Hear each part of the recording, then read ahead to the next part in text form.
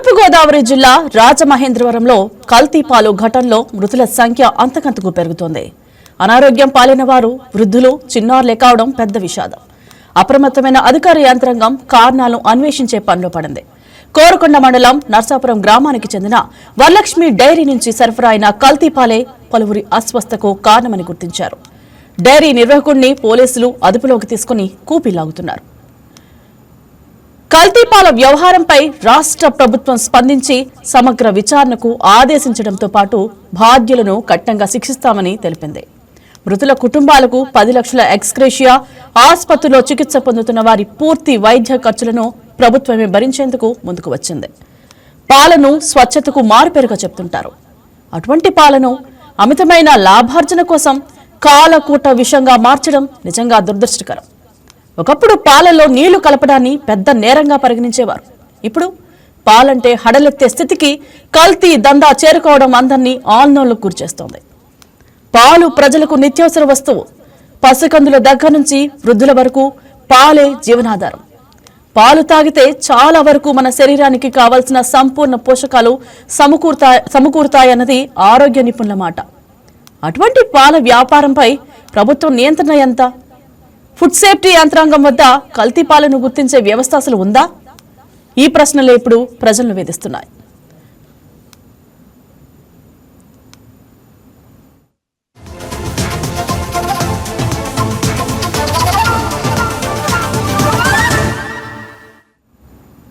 గతంలో రైతులు తమకు తాముగా నిర్వహించుకునే సహకార వ్యవస్థ బలంగా ఉన్నప్పుడు పాల కల్తీ ఉండేది కాదు. కానీ ఇప్పుడు పరిస్థితులు పూర్తిగా మారిపోయాయి.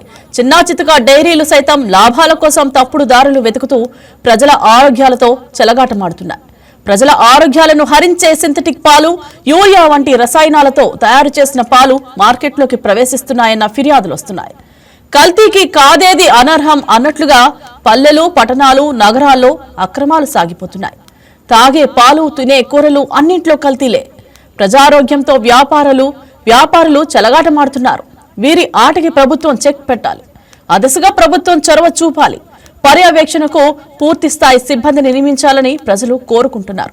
ఏదేమైనా పాలతో సహా యావత్ ఫుడ్ సేఫ్టీ బాధ్యత ప్రభుత్వానిదే. అందుకు పటిష్టమైన వ్యవస్థ అవసరం. లేదంటే ప్రజల ఆరోగ్యం ప్రమాదంలో పడుతుంది. పాల కల్తీపై మరింతగా చర్చిద్దాం. ఇదే అంశం గురించి పిఠాపురం నుంచి మా రిపోర్టర్ కనకరాజు ఫోన్ లైవ్ లో సిద్ధంగా ఉన్నారు. చెప్పండి కనకరాజు, పిల్లలకు పాలిచ్చే సమయంలో తల్లిదండ్రులు ఎటువంటి జాగ్రత్తలు తీసుకోవాలంటారు? Good morning Indraja. Good morning, చెప్పండి. మనం పిల్లలకు పాలిచ్చే టైంలో అది మనినాలు ఉన్నాయా లేదా ఎంత చిక్కగా ఉన్నాయా లేదా అని చూస్తారు. అలా కాకుండా దాన్ని వేడి చేసినప్పుడు దాని పరిస్థితి ఎలా ఉంది, అది ఎలా ఉష్ణోగ్రతకు ఎలా లోనవుతుంది, విరిగిపోతున్నాయా లేదంటే ఎంత ఉష్ణోగ్రత వేడి చేసినా అది చెడిపోకుండా ఉంటున్నాయా అన్న దాన్ని గమనించాలి. అలా కాకుండా ఇప్పుడు పాలను కల్తీ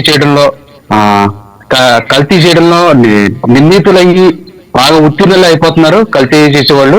ఎలాగంటే దాంట్లో ఎంత కెమికల్ వేసి ఇరిసినా సరే పాలు ఇరిగిపోకుండా జాగ్రత్త పడడానికి దాని నాణ్యత చెక్ చేస్తున్నా సరే కెమికల్ ఎంత ఉందో బయటపడకుండా అటువంటి పరికరాలను ఉపయోగించే వాళ్ళు మరి ఆ పాలను తయారు చేస్తున్నారు.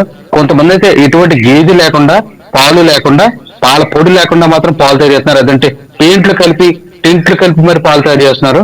దీని ఉదాహరణ తీసుకుంటే ఈ మధ్యన కొంతమంది ఎటువంటి డైరీ లేదు కానీ రోజుకి 5-6 వేలు సంపాదిస్తున్నారని డౌట్ వచ్చి అతను వెళ్ళి చెక్ చేయగా ఇంటి నిండా పెయింట్ డబ్బాలో కెమికల్స్ తప్ప ఇంకేమీ లేవు. అంటే నేను ఒక్కడిని చేస్తున్నానా, నాకులో చాలా మంది చేస్తున్నారు అనే సమాధానం చెప్పడం కూడా జరిగింది. దీన్ని బట్టి అర్థం చేసుకోవచ్చు ఒకళ్ళు చూసి ఒకళ్ళు ఎంతలా మారుతున్నారో. ఎంత ధైర్యంగా చెప్తున్నాడో చూడు కనకరాజు. అసలు ఇంత దారుణంగా ఉన్నారు వీళ్ళు. వాళ్ళ ఇంట్లో వాళ్ళకి కూడా ఏ పాలు ఇస్తారా? వాళ్ళ ఇంట్లో పిల్లలు కూడా ఏ పాలు తాగిస్తారా, త్రాపిస్తారా? పెద్దవాళ్ళకి ఇలాగే ఇస్తారా? వాళ్ళ లాభాల కోసం ఇలాగా ప్రజల ఆరోగ్యంతో ఆడుకుంటున్నారు. వీళ్ళు ఏం చేయాలి కనకరాజు?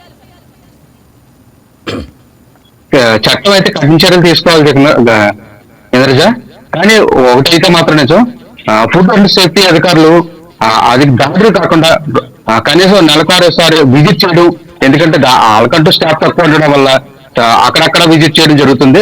అలా కాకుండా ఎక్కడైనా అనుమానాస్పదంగా అనిపించిన లేదంటే ఎటువంటి ఇబ్బందులు లేకుండా ఆ కంప్లైంట్ లేకుండా ఉందో అక్కడికి వెళ్ళి ఎత్తుకోవాలి. ఎందుకంటే ఎక్కడ కంప్లైంట్ లేకపోతే ఖచ్చితంగా అక్కడే ఏదో ఒకటి జరుగుతుందని అనుకోవచ్చు. Indraja, right, thank you.